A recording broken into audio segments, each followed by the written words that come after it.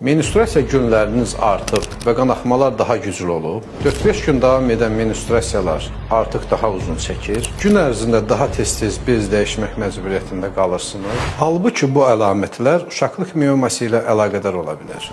Miomalar uzun müddət heç bir əlamət vermədən inkişaf edə bilər. Gündəlik həyata təsir edən əlamətlər üzə çıxdıqca şikayətlər də artmağa başlayır. Belə ki, miomalar həm menstruasiya zamanı qanaxmaların olması, həm menstruasiya arası qanaxmanın olmasına gətirib çıxarda bilər.